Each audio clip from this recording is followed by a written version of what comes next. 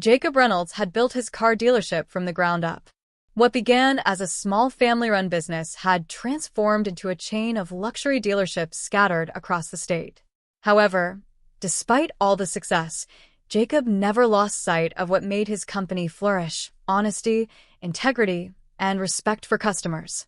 He had always believed that every customer, whether wealthy or not, should be treated with the same level of dignity. So, where are you watching this from today? Let us know in the comments below. Lately, though, he'd become uneasy due to increasing complaints. Customers had claimed they felt disrespected, pressured, or even outright ignored by some of the salespeople. Negative reviews had surfaced about aggressive tactics, dismissive attitudes, and unfair treatment. Jacob knew numbers alone didn't tell the full story. He needed to witness it firsthand. So, he devised a plan. Instead of scheduling a meeting or sending surveys, he went undercover. Ditching his usual tailored suit, he donned a pair of worn jeans, an old t-shirt, and a baseball cap. He even let his beard grow out a bit to complete the look. Jacob wanted to see how his employees treated a regular customer walking in off the street. On a bright Saturday morning, Jacob entered one of his dealerships, blending in with the crowd of customers. The showroom shined under the fluorescent lights, rows of sleek cars lined up like trophies. He took a deep breath and moved toward a glossy black luxury sedan, pretending to inspect it closely. Moments later, two salesmen standing nearby noticed him. One of them, a tall man with slicked-back hair named Rick, nudged his coworker Greg and smirked. "Hey, look at this guy," Rick whispered just loud enough for Jacob to hear. "You think he's actually going to buy something dressed like that?" Greg chuckled. "Doubt it. Probably just another tire kicker. Waste of time, man. Let's not bother." Jacob's stomach tightened. He'd expected some judgment, but hearing it firsthand felt different. Still, he decided to give them a chance. Turning toward them, he smiled politely. "Excuse me," he said. "I'm interested in this car. Could I get some information about it?" Rick barely glanced at him before responding. "Yeah, sure. "It's a luxury sedan. Good mileage, great features. But you probably can't afford it. We have some cheaper options in the back if you want something more in your price range." Jacob raised an eyebrow, but kept his composure. "I'd like to test drive this one, if that's okay." Rick sighed dramatically, exchanging a look with Greg. "Look, buddy, we don't just let anyone take these high-end cars for a spin. You've got to prove you can actually buy it first. Maybe bring a bank statement or something." Greg snickered. "Yeah, man. Unless you've got cash in hand, we're not wasting our time." Jacob felt a surge of anger and disappointment.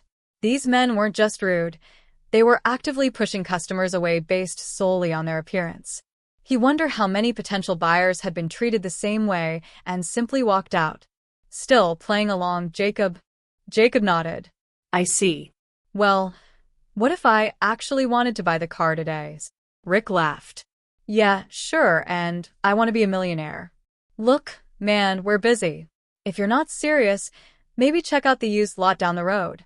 Jacob had heard enough. Straightening his posture, he reached into his pocket and pulled out his phone.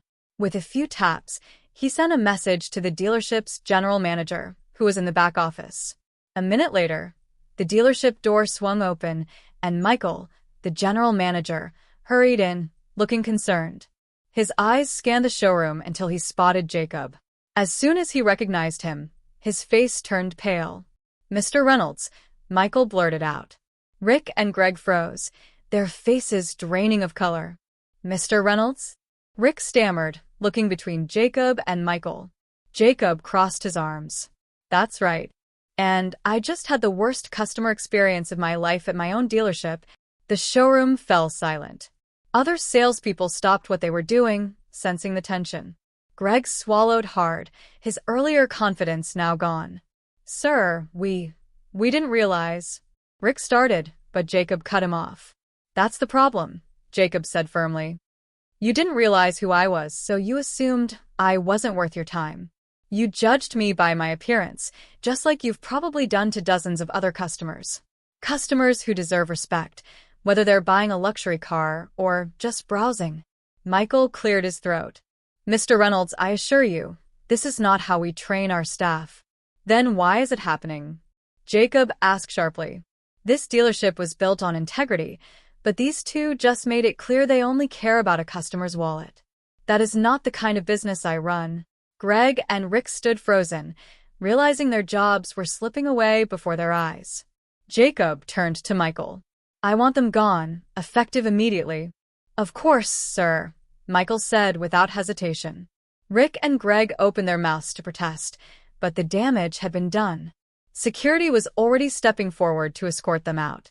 The other employees watched in stunned silence, many silently relieved to see the toxic salesman gone. After they left, Jacob turned to the rest of the team. Let this be a lesson. Every customer deserves respect, whether they walk in wearing a suit or sneakers, whether they buy a car today or never. They should leave feeling valued. If anyone here disagrees with that, you're free to leave too. No one moved. Jacob sighed, finally allowing himself to relax. He had come in looking for the truth, and while it had been disappointing, at least now he could make things right. Turning back to the car he'd originally been interested in, he smiled and patted the hood. Now, he said, let's find a real salesman who actually wants to sell me this car. One of the younger employees, who had been watching in shock, immediately stepped forward. Mr. Reynolds, I'd be honored to assist you. That's more like it, Jacob said with a grin. That day, Jacob not only drove off with a new car, but also the satisfaction of knowing that his business would be better for it. Because respect wasn't about the size of a wallet, it was about the kind of business you wanted to run. And Jacob wanted his to be one that treated everyone like they mattered. If you enjoyed this story, don't forget to like, comment, and subscribe for more inspiring tales. Together, we can spread valuable lessons that remind us of the importance of humility, respect, and human connection. Thanks for watching, and have a nice day.